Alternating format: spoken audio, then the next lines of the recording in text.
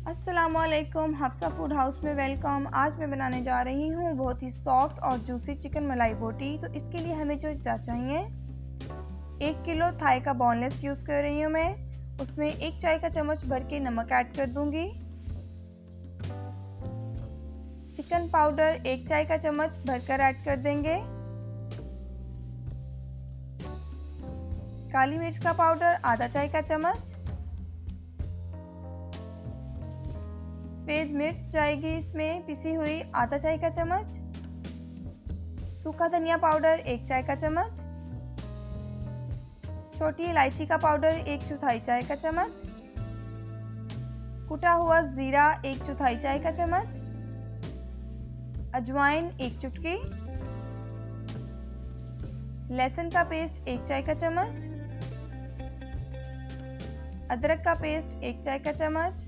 ये सारे मसाले हम ऐड करके इनको अच्छे से मिक्स कर देंगे। अगर आप चेस्ट का बोनलेस यूज़ कर रहे हैं तो आपने 1 चुटकी इसमें बेकिंग सोडे की ऐड करनी है, जिसके आपके जो बोनलेस के फिर रेशे होंगे वो काफ़ी सॉफ्ट हो जाएंगे।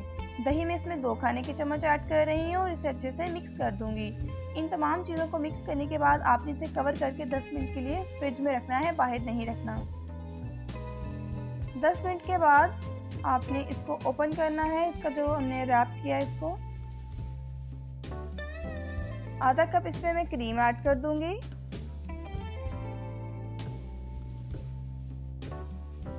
एक खाने का चम्मच भर के इसमें सूखा दूध जाएगा, यानी कि एवरीडे। 1 खाने का चम्मच भरकर बादाम का पाउडर। बादाम को मैंने अच्छे से ग्राइंड कर लिया था। फ्रेश मलाई जो कि दूध से आपने फ्रेश उतार लेनी है, 2 खाने के चम्मच। उसको ऐसे हाथ से बीट करना है थोड़ा सा और वो ऐड कर देनी है। इससे बहुत ही अच्छा फ्लेवर आता है। अब इन तमाम चीज़ों को हम अच्छे से मिक्स कर लेंगे।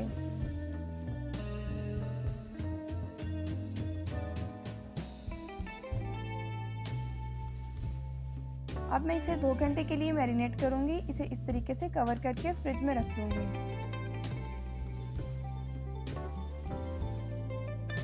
2 घंटे हो चुके हैं। अब मैंने यहाँ पे शाशलिक स्टिक यूज़ की है और उसमें इस तरीके से मलाई बोटी को लगा दूंगी। आप चाहें तो कोयलों वाली अंगीठी पे भी इसे बना सकते हैं, लेकिन मैं आपको फ्राई पैन में बनाना सिखा रही हूँ। ये देखिए, इस तरीके से आपने लंबाई की रुख इसको लगाना है।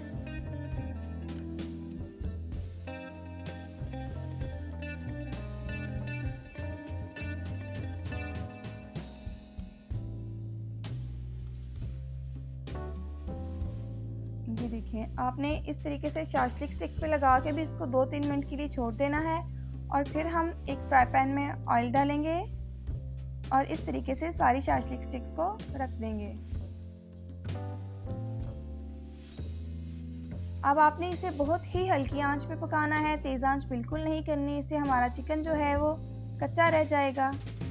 बिल्कुल ही लो फ्लेम पे आपने इसे पकाना है और इतना पकाना है कि इसकी सारी साइड्स ब्राउन हो जाएं और चिकन अच्छे से गल जाए। ये देखिए, जब अपना रंग तब्दील करेगा तो आपने इसकी सारी साइड्स को इस तरीके से पलट देना है।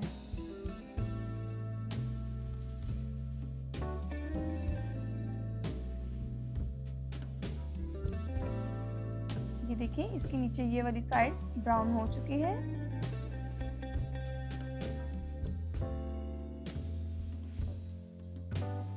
ये देखिए, मलाई बोटी बिल्कुल तैयार है। इस कितना अच्छा कलर आ गया है। अब मैं इसे कोयले का स्मोक दूंगी इस तरीके से, ताकि बिल्कुल अंगीठी वाला टेस्ट आए। अब मैं इसे सर्विंग डिश में सर्व करूंगी।